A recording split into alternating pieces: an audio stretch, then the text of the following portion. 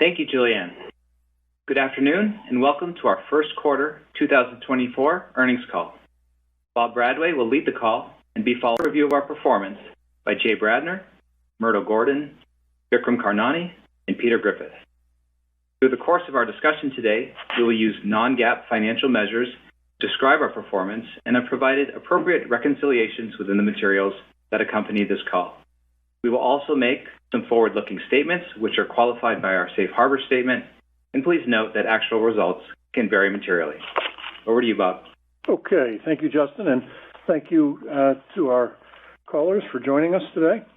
This is a busy and exciting time here at Amgen, and as you can see from our results, we're reaching many more patients around the world with our existing medicines, advancing a broad range of potential first-in-class medicines in our mid- and late-stage pipeline, and redefining what's possible in research as we integrate wet and dry lab capabilities and harness transformative technologies. I'll touch on a few highlights from the quarter that give me great confidence that we're on a path to deliver attractive long-term growth. First, we have a number of products across general medicine, oncology, and inflammation that have strong momentum and still plenty of room to grow. These include Repatha, which was up 33%, Evenity up 35%, Blincyto up 26%, and Tezspire up 80%. With Blincyto, we expect an approval in June that should accelerate our efforts to integrate into earlier treatment lines for acute lymphoblastic leukemia. With Tezspire, we'll share data later this month that reflect the attractive potential of this medicine in chronic obstructive pulmonary disease. COPD is the world's third leading cause of death. Clearly, new treatments are very much needed, and we're excited by Tezspire's potential to make a difference there. Second, our newest pillar of growth, rare disease, contributed nearly $1 billion of sales in the quarter, up 14% compared with the sales of these products from a year ago. We see significant upside potential for first-in-class early in life cycle medicines like Tepezza, Krystexxa, UPLIZNA, and Tavneos, and we're pursuing launches in new geographic markets, new indications, and/or new formulations for each. As an example, we announced last week our imminent plans to file Tepezza for approval in the European Union. Overall, the integration of Horizon, its people, products, and pipeline is proceeding well, reflecting the strong fit between our organizations. Third, we're rapidly advancing a number of promising new medicines in our mid- and late-stage pipeline, spanning all four of our therapeutic areas. We are awaiting approval for tarlatamab, for example, and look forward to bringing this transformative innovation to patients with small cell lung cancer. Tarlatamab is the first T-cell engaging therapy to demonstrate significant clinical activity against a common solid tumor, a watershed moment in a field that Amgen pioneered and continues to lead. Looking to the rest of the year, we anticipate data readouts from 5 phase 3 trials. In addition, we announced today the development of a biosimilar to Keytruda as we look to build upon the global leadership we've established in biosimilars. In sum, we have a broad range of medicines in hand today and coming through our pipeline that will enable us to meet the needs of millions of patients around the world and deliver strong growth through the end of the decade and beyond. Now, let me just add one other important update. Whereas we don't normally comment on interim data, especially for a phase 2 trial, we recognize there's significant interest in obesity and MariTide, so we'll provide additional commentary today. The interim phase 2 analysis for this study is complete, and we are very encouraged with the results that we've seen thus far and with the conduct of the trial. Following the interim analysis, I would say we're confident in MariTide's differentiated profile and believe it will address important unmet medical needs. We are actively planning a broad phase 3 program, including obesity, obesity-related conditions, and diabetes. Obviously, we expect to carefully complete our ongoing phase 2 trial before then moving as swiftly as appropriate to establish the safety and efficacy of this potential medicine in phase 3 trials. We've initiated activities as well to further expand manufacturing capacity with both clinical and commercial supply in mind. Jay will provide a few additional remarks with respect to this ongoing study. I would ask you to recognize that to protect the integrity of the study, beyond this update, we would not expect to discuss these data in further detail before completion. As always, I want to thank our employees around the world for their commitment to our business and to the patients we serve. Jay, let me turn it over to you. Thank you, Bob, and good afternoon, everyone. Let me start with MariTide. Reiterating Bob's comments, we are very pleased with the results seen with MariTide thus far, and we're very pleased with the overall conduct of the ongoing phase 2 trial. All arms remain active, patient dropout has not been an issue, and we're fully on track for top-line 52-week data from this 11-arm phase 2 study in late 2024. We're seeing a differentiated profile with MariTide and are confident that it will address important unmet medical needs in obesity, obesity-related conditions, and diabetes. We look forward to completing the ongoing phase 2 study and working with regulators to move rapidly to the broad phase 3 program. Later this year, we plan to initiate an additional dedicated phase 2 trial investigating MariTide for the treatment of diabetes in patients with and without obesity. This new trial is not a gating step for our phase 3 program in patients with obesity. Informed by dose and schedule insights from the ongoing phase 2 obesity study, the dedicated phase 2 study in diabetes conforms to regulatory requirements for phase 3 and is the next step towards the diabetes indication for MariTide. In terms of patient experience, we expect to deliver MariTide in a convenient, handheld, patient-friendly auto-injector device with a monthly or even less frequent single injection administration, assuming eventual approval. Across the portfolio, we are presently prioritizing differentiated medicines, those that stand to provide the greatest benefit for patients. Given the profile we've seen with AMG 786, we will not pursue further development. Instead, in obesity, we're differentially investing in MariTide and a number of preclinical assets. Beyond MariTide, in the first quarter, we rapidly advanced our diverse clinical pipeline of potentially first-in-class or best-in-class programs. Looking ahead, the remainder of 2024 promises to be an exciting time for research and development, with 2 PDUFA dates in June for tarlatamab in small cell lung cancer and Blincyto in adult acute lymphoblastic leukemia, as well as 5 phase 3 data readouts. Each of these milestones could represent a significant advance towards our mission to deliver groundbreaking treatments to patients in real need. Moving to olpasiran, we're pleased to announce that we've completed enrollment of the OCEAN-A Outcomes trial, a phase 3 cardiovascular outcome study of olpasiran, our potentially best-in-class Lp(a) targeting small interfering RNA medicine. Reflecting both our commitment to patients suffering from cardiovascular disease and the strong interest of the medical community, we successfully enrolled 7,297 patients across the globe in just 15 and a half months. To our knowledge, this is the fastest enrolling phase 3 outcome study of its size. And to remind, Lp(a) is a genetically defined cardiovascular risk factor, which is elevated in approximately 20% of individuals and for whom no effective or targeted therapies currently exist.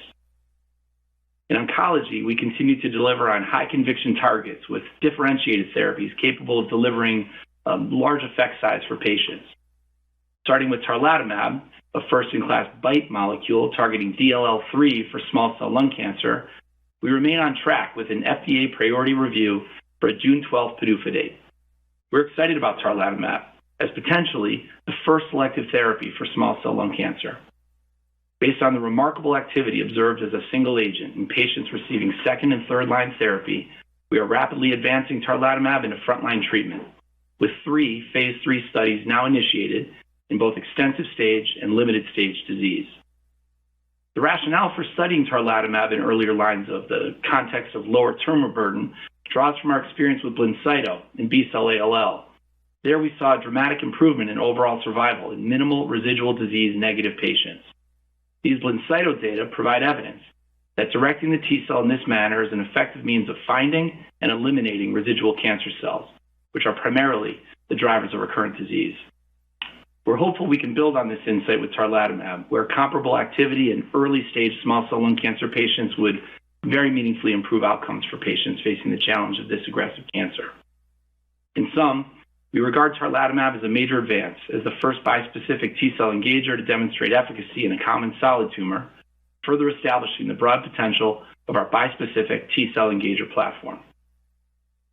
Our first-in-class STEAP1 CD3 bispecific molecule, xaluritamig, has also demonstrated unambiguous activity in a solid tumor, namely prostate cancer. It continues to advance following a presentation of encouraging phase 1 data last fall.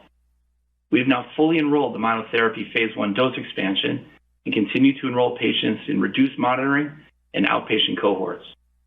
Further, combination studies with xaluritamig and novel hormonal therapies are progressing in dose escalation studies with near-term plans to initiate dose expansion cohorts. To round out oncology, we are rapidly advancing AMG 193, our oral PRMT5 inhibitor targeting MTAP-null solid tumors. We've moved forward with monotherapy dose expansion studies and have initiated 2 additional phase 1 studies targeting MTAP-null tumors in thoracic, gastrointestinal, biliary tract, and pancreatic cancers, exploring relevant combinations with standard of care.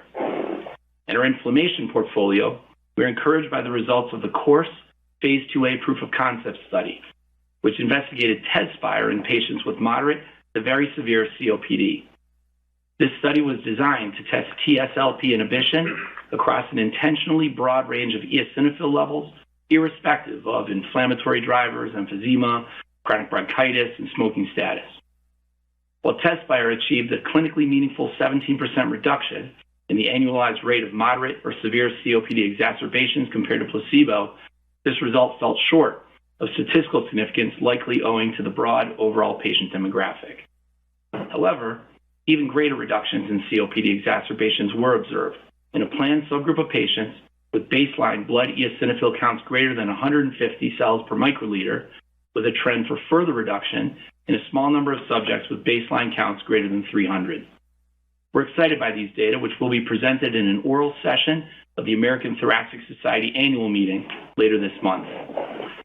Together with our partner AstraZeneca, we're actively planning for phase 3 development of Tezspire in COPD.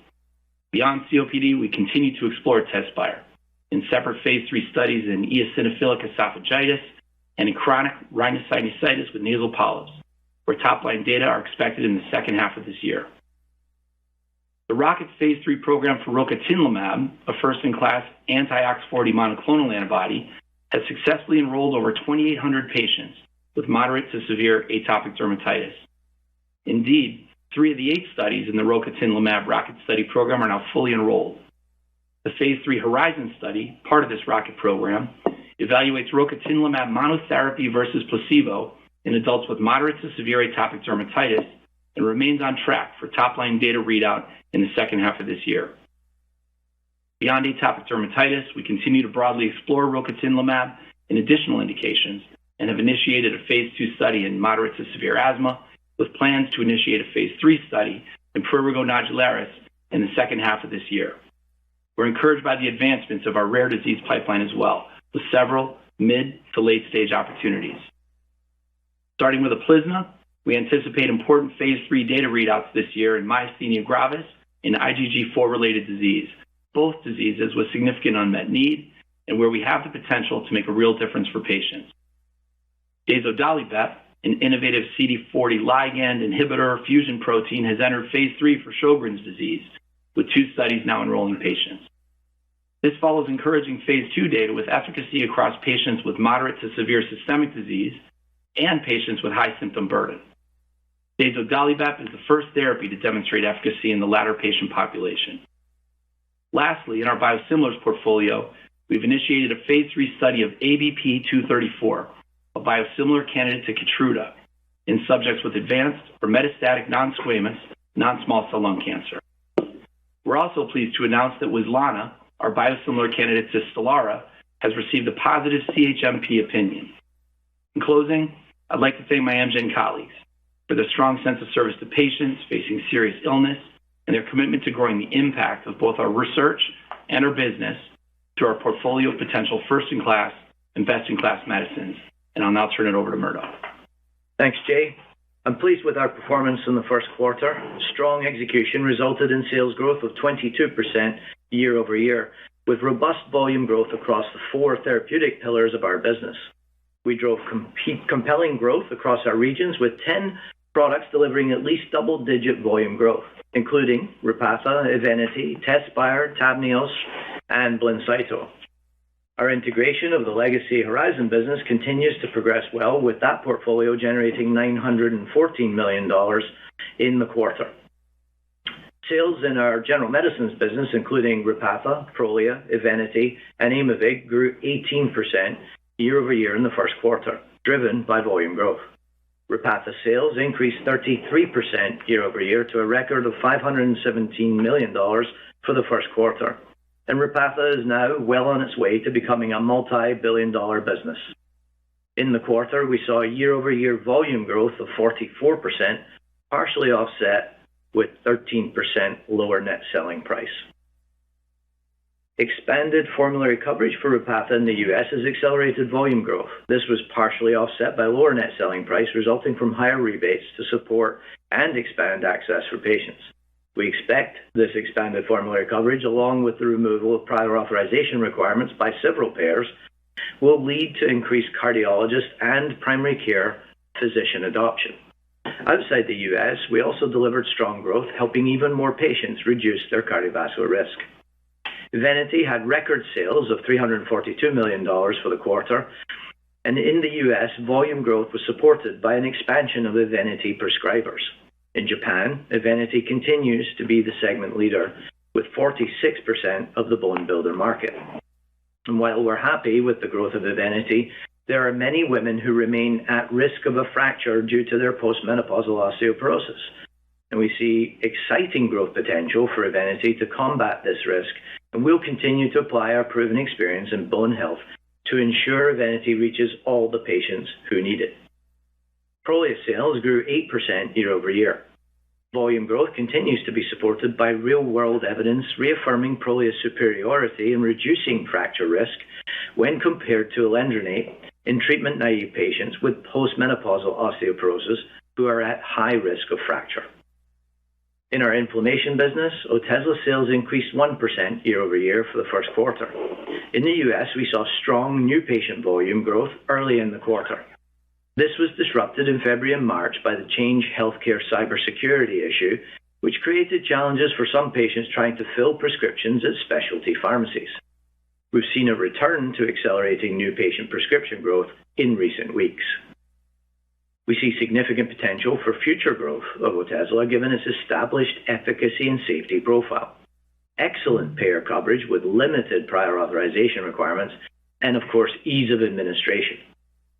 To realize this potential, we've increased our investment in dermatology field force and Otezla direct-to-consumer media, focusing on efforts to educate physicians and patients on the importance of treating psoriasis systemically and the safety and efficacy profile of Otezla.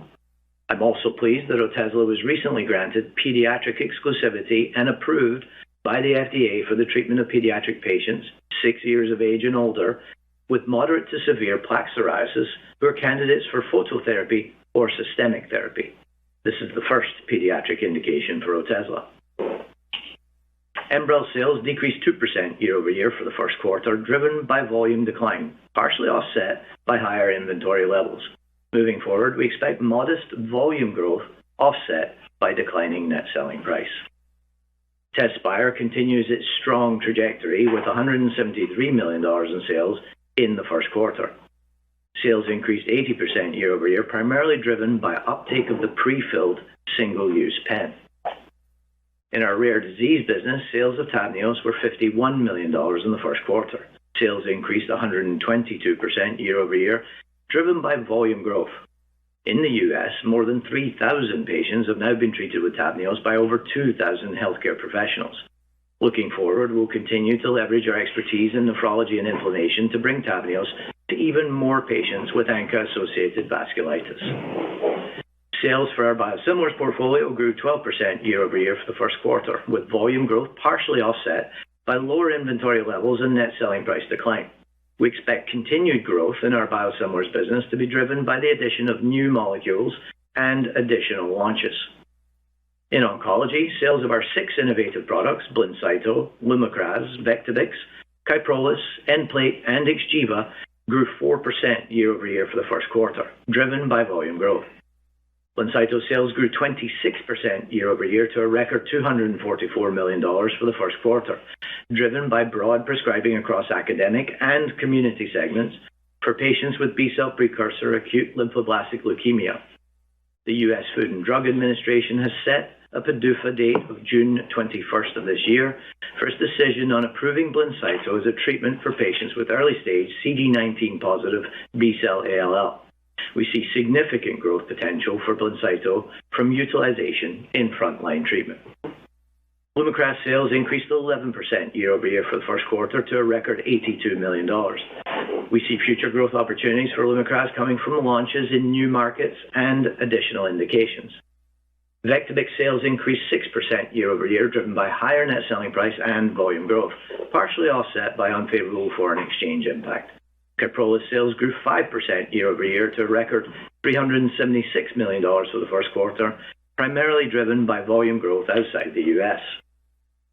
Nplate sales decreased 12% year-over-year for the first quarter, primarily driven by volume decline in comparison to the first quarter of 2023, which included a U.S. government order of $82 million.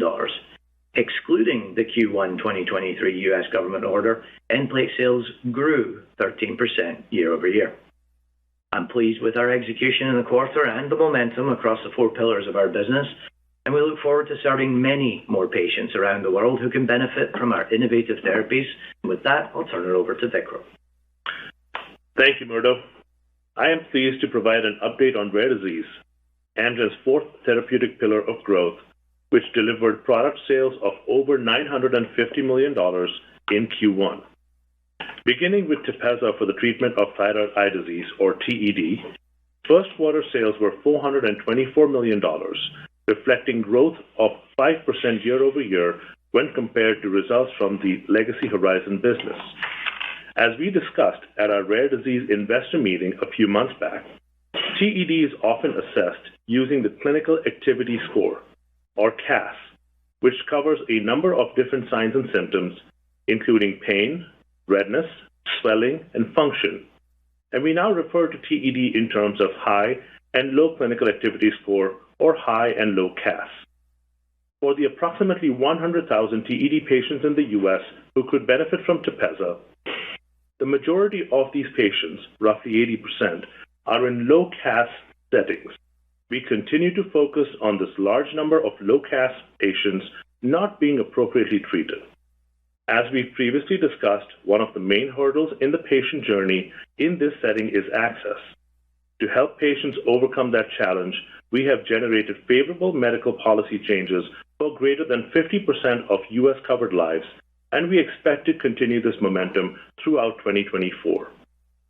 In addition, we are expanding our reach among new prescribers, particularly ophthalmologists and endocrinologists who manage many low CAS patients. The impact of TED on quality of life is often underestimated, so our focus is on educating healthcare providers about the significant effects on patients, even those with less visible symptoms. In addition to our focus on educating ocular surgeons and ophthalmologists, we are increasing our strategic focus in endocrinology and creating a dedicated sales force to engage in this important space. International expansion remains a meaningful long-term growth opportunity for Tepezza, which is currently approved in Brazil and Saudi Arabia. As a reminder, in January, we filed for high CAS approval in Japan, and our phase 3 trial in low CAS is continuing to enroll. We have completed additional regulatory submissions in Australia, Canada, Great Britain, and most recently with the European Medicines Agency. We initiated a phase 3 subcutaneous study and see this as an opportunity to increase adoption and improve the patient experience with an alternative option to our current IV formulation. Krystexxa for patients with chronic refractory gout delivered $235 million in sales in Q1, representing 26% year-over-year growth, driven by volume growth from strong commercial execution. UPLIZNA, the fastest-growing biologic in NMOSD, delivered a record $80 million in net sales in Q1, representing 49% year-over-year growth. International expansion is also underway, with UPLIZNA now launched in multiple ex-US markets, including Canada, which launched in January of this year. The integration of the legacy Horizon business continues to be on track as we leverage Amgen's leadership in inflammation, world-class manufacturing and process development, and extensive global footprint. Now I will pass it over to Peter for our financial update. Thank you, Vikram. We're pleased with our performance and on track to meet our 2024 full goals and long-term objectives. Our strong growth outlook is driven across each of our 4 therapeutic pillars by our innovative pipeline and in-market portfolio products, which serve patients with serious illnesses around the globe. I'll review our first quarter results before discussing our 2024 guidance. As shown on slide 23 of the slide deck, in the first quarter, we delivered $7.4 billion in total revenue, a 22% increase year over year. This reflects 25% volume growth, including over $900 million from acquired Horizon products, and also key brands including Repatha, Tezspire, Evenity, Prolia, and Blincyto. Excluding the addition of Horizon, product sales increased 6% year over year, driven by 9% volume growth. Our non-GAAP operating expenses rose by 33%, reflecting investments in Horizon-acquired products along with other late-stage pipeline medicines, including rocatinlimab, MariTide, and tarlatamab. As a result, our Q1 operating margin was 43%, consistent with our guidance on the fourth quarter earnings call. Our non-GAAP OI&E resulted in $549 million expense, up $334 million year over year, almost entirely due to increased interest expense from debt issued for the Horizon acquisition, partially offset by higher interest income and gains from debt repurchases. Our non-GAAP tax rate decreased 2.4 percentage points year over year to 15.4%, primarily due to the change in earnings mix, the inclusion of the Horizon business, and net favorable items in the quarter. In the first quarter, the company generated $0.5 billion in free cash flow, a decrease from $0.7 billion in the previous year, primarily impacted by a planned $800 million tax deposit to the IRS to stop the accrual of interest on uncertain tax positions, as we discussed on our fourth quarter earnings call. As a reminder, there's no change in our belief in the merits of our legal position as we prepare for trial later this year. This impact on free cash flow was partially offset by the timing of working capital items. The Horizon integration is on track, and we expect to reach our pre-tax $500 million synergy target by year 3 post-acquisition. We also expect to achieve roughly 50% of this synergy target in our annual run rate by the end of this year, 2024. We expect accretion to non-GAAP EPS in 2024 and anticipate maintaining strong cash flow generation while we continue to execute on our deleveraging plan to return to our pre-acquisition efficient capital structure by the end of 2025. We remain on track to achieve the pre-acquisition leverage ratio, normalized for certain other non-cash items, including fair value, market value adjustment of equity investments, and Horizon acquisition-related costs. We remain committed to our multiple capital allocation priorities. We continue to prioritize investing in the best innovation, both internally and externally, with increased spending on late-stage programs, including olpasiran, bemarituzumab, MariTide, and rocatinlimab. Second, we continue investing in our business for long-term growth, including expanding capacity in our state-of-the-art manufacturing facilities. Our North Carolina site is expected to be operational by 2026, and Amgen, Ohio, opened in the first quarter and is utilizing artificial intelligence and extensive robotics to boost operational efficiencies. We're actively integrating generative AI across the enterprise to spearhead innovation and reinforce our leadership in the industry. This strategic commitment to innovative technology enables us to lead advancements, streamline drug development, and enhance patient care more effectively. Finally, we returned capital to shareholders as we paid dividends of $2.25 per share in the first quarter. This represented a 6% increase over that paid in each of 2023's 4 quarters. Turning to the outlook for the business for 2024 on slide 25. We expect our 2024 total revenues in the range of $32.5 billion to $33.8 billion and anticipate non-GAAP earnings per share between $19 and $20.20. I'll mention a few considerations as you model the remainder of 2024. Our non-GAAP R&D expenses are expected to increase by approximately 25% year over year versus our prior guidance to you of roughly 20% year over year. We're making incremental investments based on our confidence in our late-stage pipeline. Our R&D investment reflects our commitment to innovation, accelerating our pipeline, focusing on advancing multiple potentially first-in-class and best-in-class medicines, including supporting MariTide, 2 PDUFA dates scheduled for June, and 5 Phase 3 data readouts throughout the year. Total non-GAAP operating expenses over the second and third quarters are expected to grow at a rate comparable to the first quarter. The fourth quarter rate will normalize with a comparable expense base in the fourth quarter of 2023, since the Horizon transaction completed in early October 2023. We continue to anticipate our operating margin will improve over the next 3 quarters. We expect OI&E to be roughly $2.6 billion, which includes the interest expense related to the $28 billion of debt raised for the Horizon acquisition. We expect a non-GAAP tax rate to be in the range of 15 to 16%, primarily being driven by a more favorable jurisdictional mix of income, which includes the full-year benefits associated with the inclusion of the Horizon business. Our capital expenditures guidance remains unchanged at approximately $1.1 billion in 2024. We've initiated activities to further expand manufacturing capacity for MariTide. We project full-year Neulasta sales of approximately $500 million. Our long-term outlook remains robust. I am grateful to our 27,000-plus colleagues worldwide for their dedication to serving patients. So this concludes the financial update. I'll hand it now back to Bob for our Q&A session.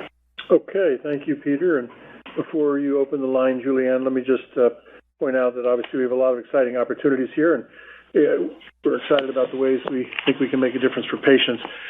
In terms of the opportunity in obesity, again, we recognize that there's significant interest, and we provided today's update to keep you apprised of our plans in this area. But I would just reiterate, we're focused on successfully completing and maintaining the integrity of the ongoing Phase 2 studies. So as we turn to Q&A, just bear in mind that we're going to have to be very limited in what we can say beyond what we've already delivered in our prepared remarks on obesity and MariTide. But with that in mind, Julianne, maybe you could remind our callers of the process for asking questions. Thank you. If you would like to ask a question, please press star followed by 1 on your telephone keypad. If for any reason you would like to remove that question, please press star followed by 1. Again, to ask a question, press star 1. Our first question comes from Salveen Richter from Goldman Sachs. Please go ahead. Your line is open. Good afternoon. Thanks for taking my question. On MariTide here, just given the move forward to Phase 3, can you just remind us what you were looking to learn in the Phase 2 trial and likely did here, but that enabled you to kind of get confident here with the program on the forward? Sure, Salveen. Thanks for the question. Why don't you jump in, Jay? Yeah, thanks, Salveen, for your question. Look, we're benefiting from a really well-designed and well-executed Phase 2 study, a study that can teach us a lot about this medicine and how it's best dosed and received. And we're seeing from these data in aggregate a broad and differentiated profile that will guide and also encourage Phase 3 clinical investigation. Thank you, Salveen. Our next question comes from Michael Yee from Jefferies. Please go ahead. Your line is open. Hey, guys. Thanks, and appreciate the update. I think we all do.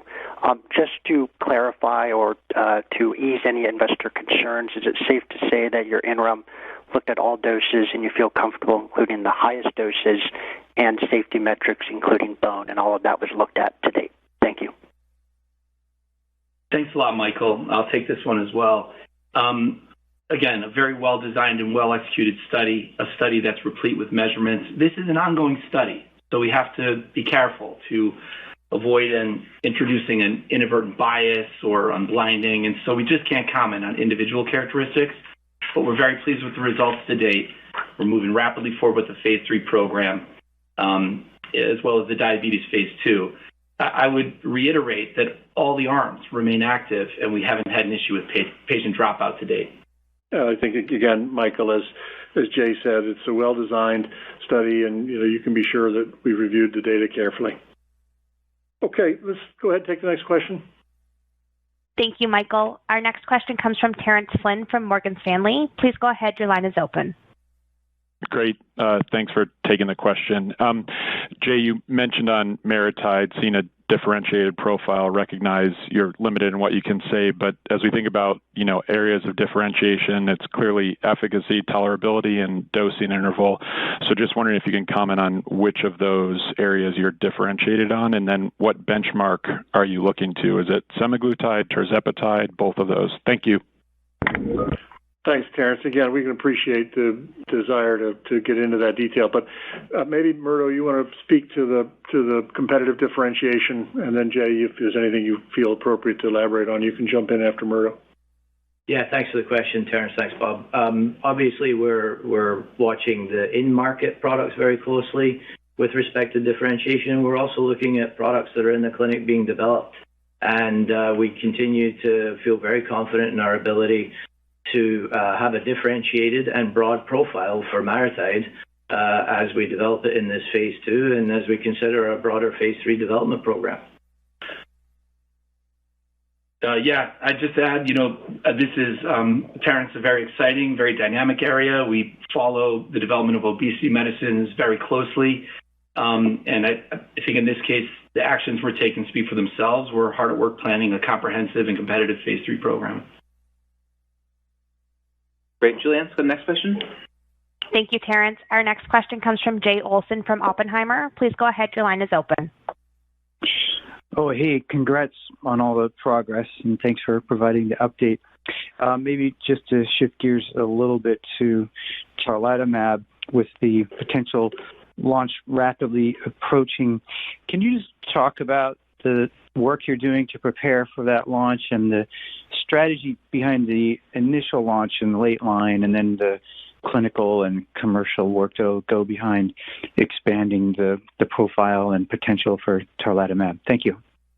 Yeah, let's take that in two pieces, and maybe Murdo, you can talk about the launch, and then I'm sure, Jay, you'd like to elaborate on the thinking for the clinical development of this.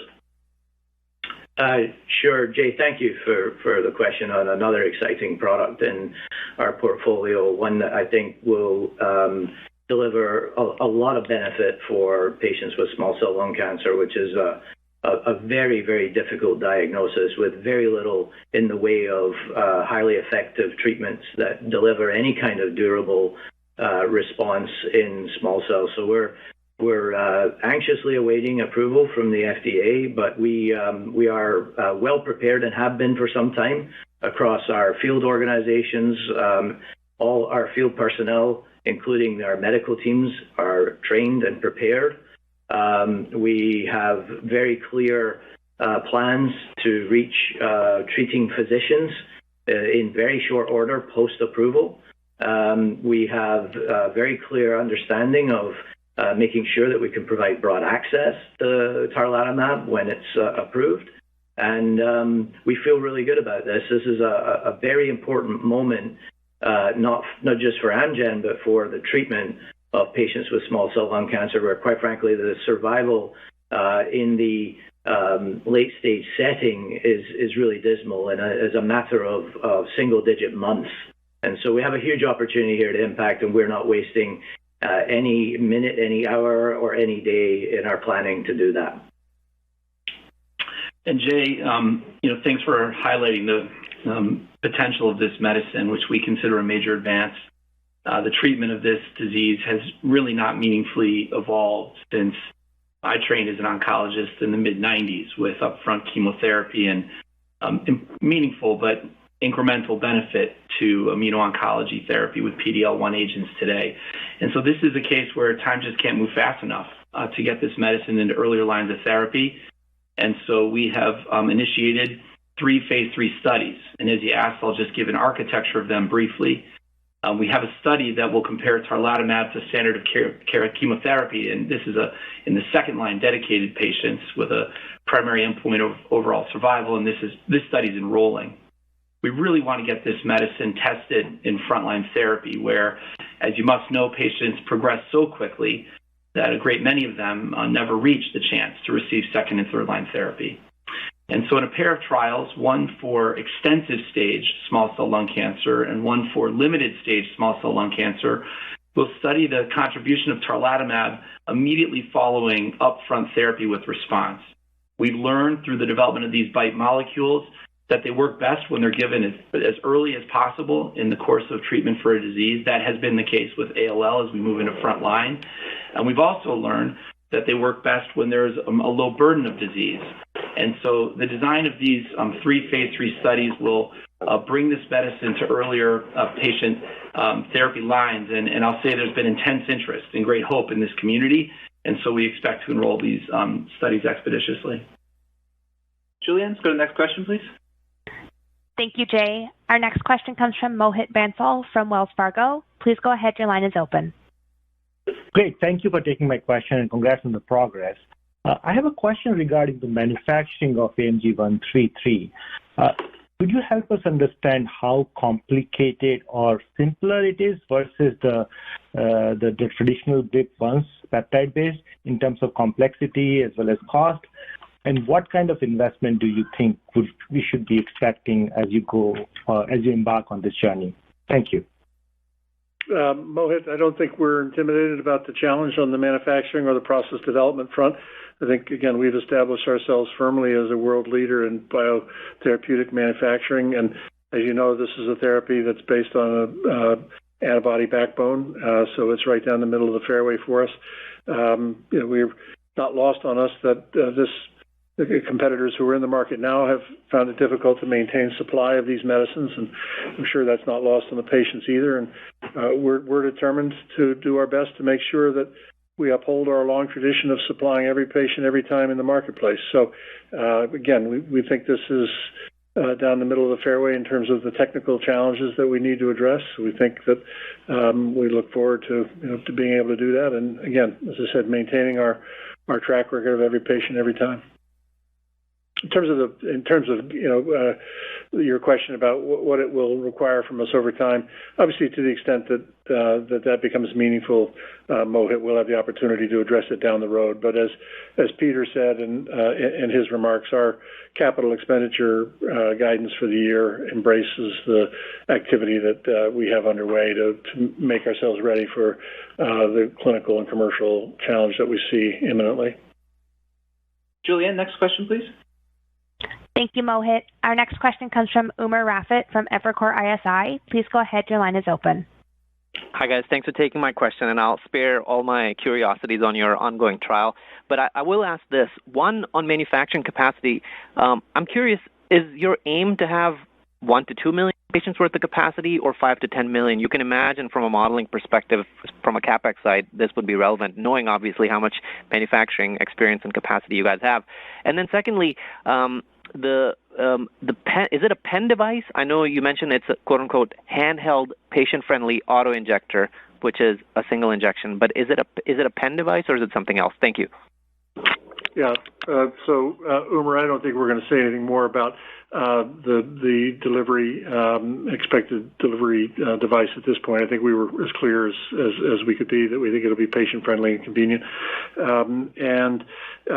Sorry, with respect to the quantity of patients that we expect to serve, we recognize that the unmet need here is very large, and we want to be in position to supply the patients that we think will be interested in the differentiated profile of our medicine. I would point out to you, and I hope you're aware that we are already serving millions of patients today around the globe with our biotherapeutics. So again, we're used to supplying many millions of patients with antibody-based therapies. I think we're pushing up on 8 million Prolia patients right now worldwide. So, we understand what it takes to supply large quantities of antibody therapies and what it means to do that with successful delivery devices. And, I'm sure it's not lost on all of you that the fact that as Jay said, the delivery dosing schedule is likely to be monthly or less frequently, implies far fewer injection devices than competitors who, for example, are administering a weekly therapy. So again, all in all, we recognize the reasons for your questions on supply, but I hope you recognize as well the reasons why we're confident that we'll be up to that challenge. Julia, next question, please. Thank you, Umer. Our next question comes from Gregory Renza from RBC Capital Markets. Please go ahead. Your line is open. Hey, great. Good afternoon, Bob and team. Congrats on the updates as well. And just a question on your larger obesity and cardiometabolic strategy, certainly with the news on 786, and as you speak to MariTide's efforts on convenience, how are you thinking about oral options within your portfolio now that you are certainly levered towards MariTide as the lead asset? I'm just curious how oral options should fit in with the portfolio longer term. Thank you. Yeah, Gregory, thank you. This differentiated profile that we're seeing with MariTide really raises the bar for Amgen obesity medicines, and the profile for 786 just did not meet that bar in our assessment. We do have a strong pipeline of earlier assets. They're incretin as well as non-incretin based. Some are injectable and some are oral. And we believe that the heterogeneity, the diversity of the marketplace and honestly, the different types of patients that will need medicines for obesity and all the obesity-related conditions demands medicines with different profiles, and we are hard at work on that. Julianne, next question, please. Thank you, Gregory. Our next question comes from Tim Anderson from Wolfe Research. Please go ahead. Your line is open. Thank you so much. On MariTide, I'll ask a question on differentiation that I think you should be able to answer, which is, can you remind us what in the past you felt would be differentiating based on what the phase 1 showed? So I'm not asking you to comment on what you just recently saw, but just a reminder of past comments on what you felt the data seemed to show on that front. Less frequent dosing frequency, of course, is the obvious one, but what else? Thank you. Yeah, Tim, I think we've been fairly consistent on what we believe an opportunity is to differentiate in the market, both in the past and obviously as we see the interim analysis of these results, we think that we have a broad opportunity to differentiate with MariTide. And by that, I mean a broad differentiated profile on a number of fronts. And we continue to believe that we will be able to move into the market with a differentiated product, establish MariTide as a really good opportunity to address unmet medical need and provide access for millions of patients as we go forward. Next question, please, Julianne. Thank you, Tim. Our next question comes from Yaron Werber from TD Cowen. Please go ahead. Your line is open. Great, and congrats on the update. So I'm just going to ask a question to see if you can answer on, it's a little technical in nature. In the interim analysis for MariTide, was it blinded or not blinded? And then just remind us, is there dose titration in that study? Thank you. Sure. This is Jay. Yaron, thank you. The interim analysis, we as R&D leaders have had an ability to see the assigned treatment arms of the study, but importantly, this interim analysis is blinded to investigators and to participants to preserve the integrity of the study.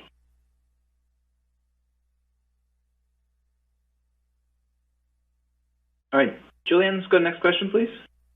Thank you, Yaron. Our next question comes from Jeff Meacham from Bank of America. Please go ahead. Your line is open. Hi, guys. Thanks for the question. Yet another one on MariTide. Just given Amgen's cardio portfolio and focus, do you have any updated thoughts on expanding the program beyond just diabetes and obesity? Obviously, recognizing that you now have a better picture of the safety and tolerability profile. Thank you. Yeah, thank you, Jeff, for asking and allowing a clarification. What we're observing with MariTide and what we intended for the development of MariTide continues at pace, and we're preparing for a broad phase 3 program that can work to address the unmet needs in obesity, in a number of obesity-related conditions, and as you heard in diabetes as well. Thank you, Jeff. Our next question comes from Evan Seigerman from BMO Capital Markets. Please go ahead. Your line is open. Hi, guys. Thank you so much for taking my question. I'm not going to ask one on MariTide, although I am tempted to. I actually want to ask one on rocatinlimab. So with the Horizon and Rocket studies, upcoming, can you just talk us through what the differentiation is you want to see, and how would you position this asset versus, say, the entrenched Dupixent and Rinvoq in the atopic dermatitis space? Thank you. Maybe do this in two pieces. Maybe Jay can address the clinical perspective on differentiation, and then Murdo, to the extent it's appropriate, you can jump in on how to think about positioning it. Yeah, it sounds as though, Evan, you're close to this work, but as you know, rocatinlimab is an OX40 directed monoclonal antibody, afucosylated IgG1, strong ADCC. We have a program called Rocket that has over 2,800 patients enrolled. And so to address differentiation, I'm going to limit that maybe scope to the atopic dermatitis space. And here in the Horizon, the so-called Horizon study, it's a phase 3 randomized controlled trial. It's in moderate to severe atopic dermatitis. It's 726 patients actually enrolled. And in this case, it's rocatinlimab every 4 weeks against placebo with a 24-week treatment and readout. We have endpoints at 16 and 24 weeks. We will, it's always apples to oranges to compare between trials, but we hope to observe and expect to observe in moderate to severe atopic dermatitis a very competitive profile with strong efficacy and excellent patient experience and tolerability. Here we think about Dupixent and follow that work and its development closely. And Murdo, I leave it to you to talk through how to best think about differentiation. Yeah, thanks, Jay, and thanks for the question, Evan. We are studying, as Jay mentioned, a broad population of patients in atopic dermatitis. So we will have some patients that will have previous biologic experience as well as bio-naive. So we will know how to position this product effectively in the market. I would perhaps use the recent experience of how we launched Tezspire and differentiated against Dupixent in a different indication using a highly differentiated mechanism. And the fact is the prescribers in this area are looking for alternatives to non-responsive patients and to bio-naive patients. So we feel good about the opportunity here, but obviously we have to await data and see the readouts of the clinical trials. Julianne, then let's go to the next question, please. Thank you, Evan. Our next question comes from Chris Schott from JP Morgan. Please go ahead. Your line is open. Great. Thanks so much. Could you just elaborate a little bit more on Tezspire and its potential role in COPD post the phase 2 data? And maybe as part of that, how broadly do you expect to study this compound in phase 3, I guess, given the efficacy across the different eosinophil counts that we saw in the phase 2 program? Thank you. Yeah, thanks for the question, Chris. It's Jay again. And so the phase 2 COPD data will be presented in an oral presentation, as I mentioned, at the American Thoracic Society meeting later this month. And so as that work and its abstract are presently embargoed, there's a natural limit to what I'm able to share. But what I will remind, as you asked more mechanistically, is that TSLP comes from this family of what are called alarmins, and they do just what it sounds like they do. An epithelium inflamed or irritated or activated that's inflamed releases TSLP and triggers what's called type 2 inflammation. There are a number of signaling factors that participate in type 2 inflammation, but then TSLP then converges down in this type 2 T cell inflammatory milieu in response, also involving eosinophils, and that's why we often invoke that measurement in clinical investigation. The rationale for COPD is as strong as it is for asthma, but COPD, as you must know, is a much more heterogeneous disease than asthma. And so the design of this clinical trial appreciated and understood that and built into it some predefined stratifications for analysis, one of which was this eosinophil threshold of 150 cells per microliter. And so we look forward to sharing the full data. We have already disclosed that there's clinically meaningful activity of the molecule in this randomized controlled trial. So please expect more at the ATS. You ask about the more broad development. You are right that TSLP is not only a feature of an inflamed airway epithelium, but other epithelial surfaces as well. Hence our interest to develop it in eosinophilic esophagitis as well as chronic rhinosinusitis with nasal polyps. And both of these diseases are characterized molecularly by type 2 inflammation. Julian? Okay, Julianne, let's move on. Thank you, Chris. Our next question comes from James Shin from Deutsche Bank. Please go ahead. Your line is open. Hi, thanks for taking my question. This one is a little bit off the reservation. It's for Jay and on oncology. It's for AMG 651, the EGFR CD3. Just want to get your thoughts on that. I think there's going to be some data coming up soon, and there's some other data that's come out recently from peers. Yeah. I would say this, James. Thanks for the question. We have a large experience developing CD3 bispecifics, and we have learned over time to tune the potency of engagement to the cell surface antigen to the degree of engagement and activation of the CD3. And there is no news to share with you at this moment. We continue to study this and other solid tumor targeting T-cell engaging bispecifics, really buoyed by the confidence and the guidance from tarlatamab and xaluritamig. So I would expect more in the future on that medicine as well as other solid tumor targeting bispecific T-cell engagers. Julianne, let's go to the next question, please. Thank you, James. Our next question comes from Kripa Devarakonda from Truist Securities. Please go ahead. Your line is open. Hey, guys. Thank you so much for taking my question. I have a question on Tepezza and TED. Can you please talk about where you are with this sub-Q program? I think the phase 3 is ongoing. Just a little bit of update on that. And as you continue to treat more patients with TED, what are you hearing about concerns around safety concerns? And is that having any impact on uptake? Thank you. Let's take it in two parts. Jay, you can address the clinical questions, and then to the extent that, Vikram, you want to share any thoughts on the marketplace, jump in. Yeah, thanks for the question. The development of a subcutaneous administration of Tepezza is a major priority for Amgen R&D in the program. We've initiated a phase 3 study. This is in moderate to severe active TED. And the design is akin to what we have reported already with the intravenous label-enabling studies completed to date. And Vikram, if you want to speak to the clinical experience. Yeah, I think so. Thanks for the question. I think the question was around AEs and if that is limiting growth. And I imagine, Kripa, that you're maybe specifically referring to hearing loss or about hearing loss. So let's start at the top. Tepezza it very effectively treats TED, which we all know is a pretty severe and debilitating disease. IGF-1 we know can be involved in hearing function. So during the clinical assessment and the clinical development of Tepezza, we very carefully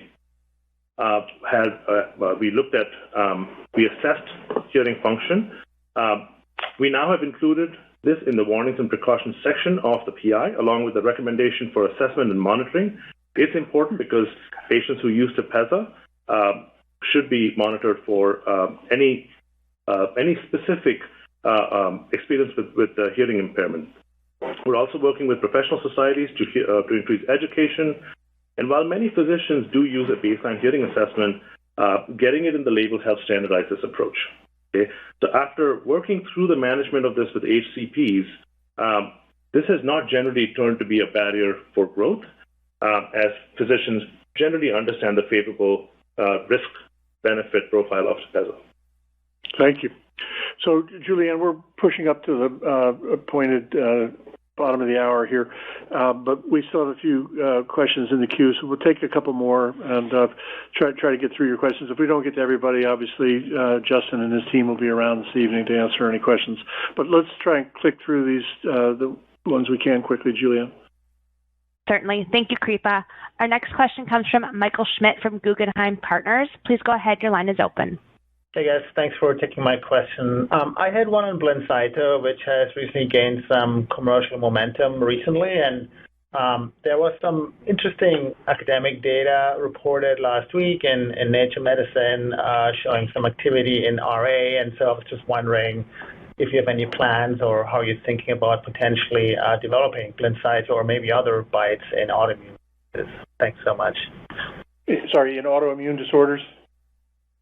Yes. Yeah. Okay. Well, thanks for your question. With very deep expertise here in CD19-directed therapeutics, with deep and committed expertise in inflammation and autoimmunity, we've been following this space very closely.